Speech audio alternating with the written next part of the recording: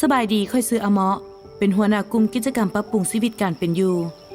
ค่อยซื้อคำเป็นหัวหน้าหน่วยงานลาดตระเวนมื้อนี้พวกเขา2 คนจะมาสนทนาเกี่ยวกับเวียกงานวังสงวนและการประมงแบบมีส่วนร่วมที่พวกเขาได้เฮ็ดผ่านมาอยู่ภายในบ้านของพวกเขากฎหมายว่าด้วยการประมงให้ความสำคัญในการอนุรักษ์ปกปักรักษาถิ่นที่อยู่อาศัยและระบบนิเวศของป่าและสัตว์น้ำอื่นๆก็คือการเฮ็ดเวียกวังสงวนวังสงวนแม่นการจัดสรรพื้นที่ที่เป็นเขตห่วงห้ามในการหาปลาและกิจกรรมอื่นๆเช่นการดูดแห่ทราย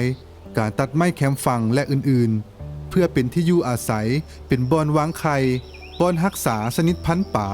และสัตว์น้ำบ่อนแพร่พันธุ์สัตว์น้ำทั้งหมดรวมทั้งสัตว์น้ำที่หายากหรือใกล้จะสูญพันธุ์เมื่อมีการเพิ่มขึ้นของป่าและสัตว์น้ำจะส่งผลประโยชน์ให้มีความอุดมสมบูรณ์ของระบบนิเวศและชุมชนท้องถิ่นจะให้มีชีวิตการเป็นอยู่ที่ดีขึ้นมีเสบียงอาหารเพียงพอและมีโอกาสในการสร้างรายรับที่ดีขึ้นเพื่อความยืนยงให้คนรุ่นต่อไปถ้าหากบ่ปกปักรักษาถิ่นที่อยู่อาศัยของป่าและสัตว์น้ำอื่นๆอาจจะเฮ็ดให้ป่าและสัตว์น้ำอื่นๆซึ่งเป็นแหล่งอาหารลดลงน้ำบกแห้งธรรมชาติขาดความอุดมสมบูรณ์การสร้างวังสงวนแม่นการร่วมมือของประชาชนหมดบ้านและต้องได้รับความเห็นดีเห็นพร้อมจากประชาชนส่วนหลายภายในบ้านและบ้านอ้อมข้างทุกขั้นก่อนการสร้างตั้งเช่นกลุ่มบ้าน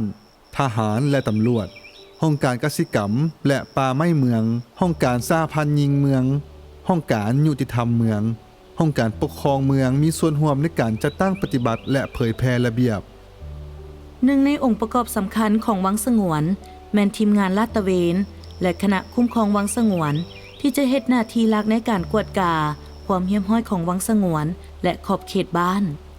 ยึดเครื่องมือหาปลาที่ผิดกฎหมายและเครื่องมืออื่นๆที่ใช้ละเมิดวังสงวน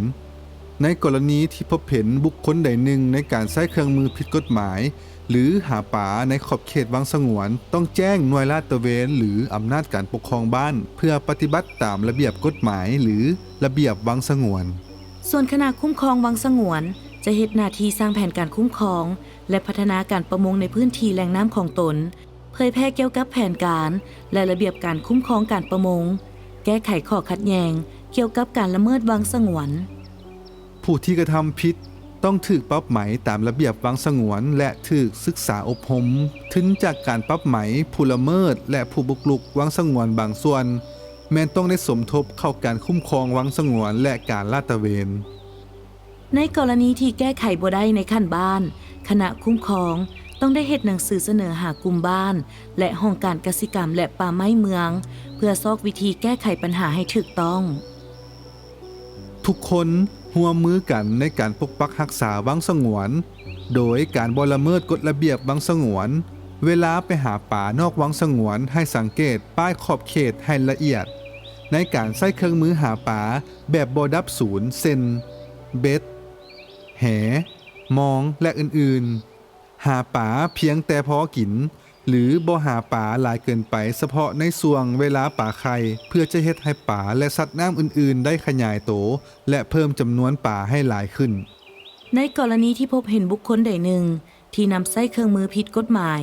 หรือหาป่าภายในขอบเขตวังสงวนต้องแจ้งต่อหน่วยลาดตระเวนและอำนาจการปกครองบ้านเพื่อปรับไหม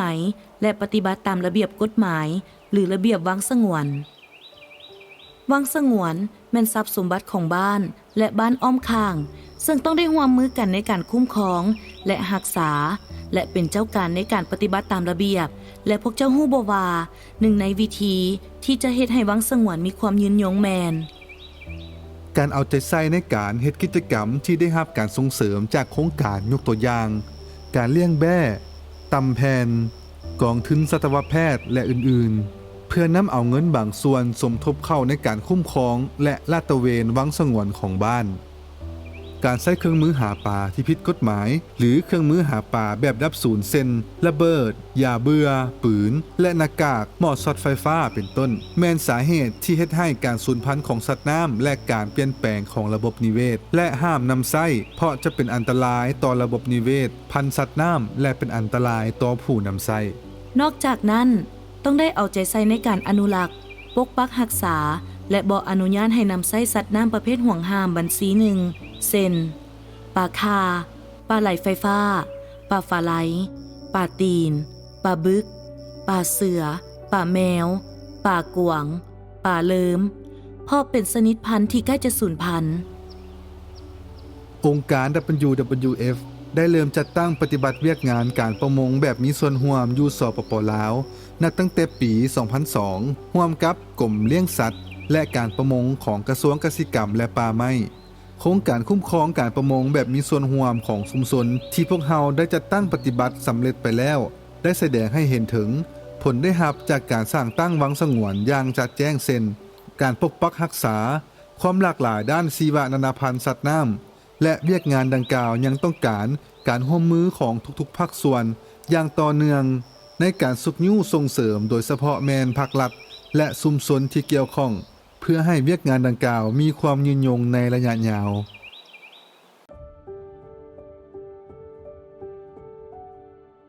เซบังเหียงเป็นแม่น้ำสายสำคัญในเขตลุ่มของแม่น้ำของซึ่งอุดมสมบูรณ์ไปด้วยสัตว์น้ำสายพันธุ์ต่างๆที่มีความหลากหลายและอุดมสมบูรณ์ทางชีวนานาพันธุ์โดยมีชนิดพันธุ์ป่าหลายกว่า220ชนิดพันธุ์การหาปลาได้เป็นแหล่งสนองอาหารที่มีธาตุโปรตีนสำคัญให้แก่ประชาชนในเขตชนบทของลาวโดยกลุ่มรวมเอา 48% ของความต้องการด้านโปรตีนในแต่ละวันแม่นมาจากแหล่งอาหารดังกล่าวซึ่งกำลังหายากหลายขึ้นเรื่อยๆองค์การกองทุนอนุรักษ์ธรรมชาติโลก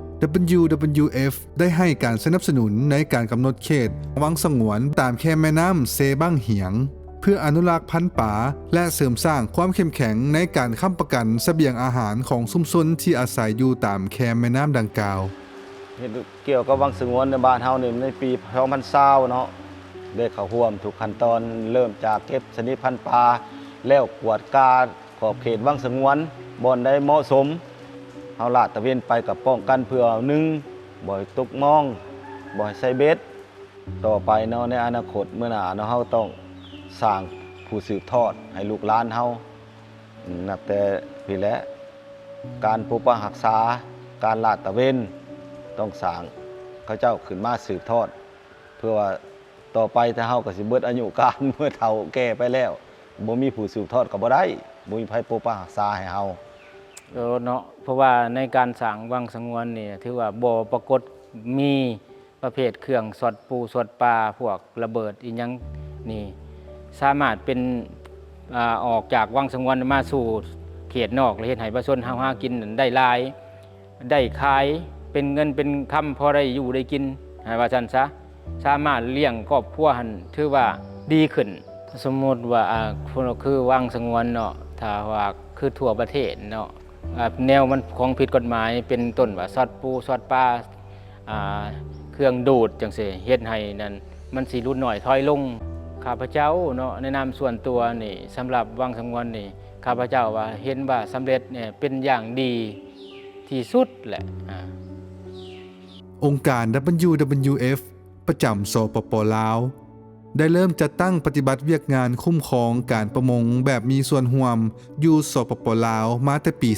2002 โดยมีกิจกรรมโครงการร่วมมือกับกรมเลี้ยงสัตว์และการประมงพร้อมขยายพื้นที่โครงการไปถึง7แขวงโดยรวมแล้วองค์การ WWF ประจำสปป.ลาวได้สนับสนุนการสร้างวังสงวนแบบมีส่วนร่วม300กว่าแห่งในทั่วประเทศโดยมีเป้าหมายหลัก1ประการคือปรับปรุงชีวนานาพันธุ์สัตว์น้ำและส่งเสริมการดำรงชีวิตแบบยืนยงข้าพเจ้าเองก็ได้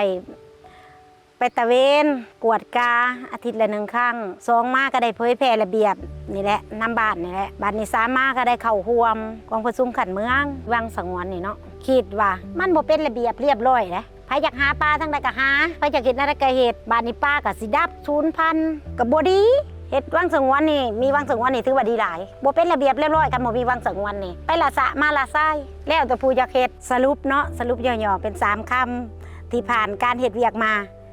สรุปว่าดีได้แทบเป็นจริงโครงการดังกล่าวได้จัดตั้งดำเนินงานใน19บ้านที่ตั้งอยู่แคมแม่น้ำเซบังเหียงแขวงสวรรณเขตโดยได้รับเงินสนับสนุนจากกระทรวงเพื่อการร่วมมือด้านเศรษฐกิจและการพัฒนาแห่งสหพันธ์สาธารณะเยอรมัน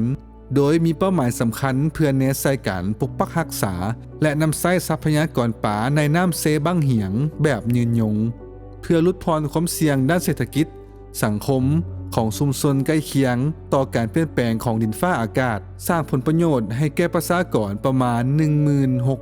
16,772 คน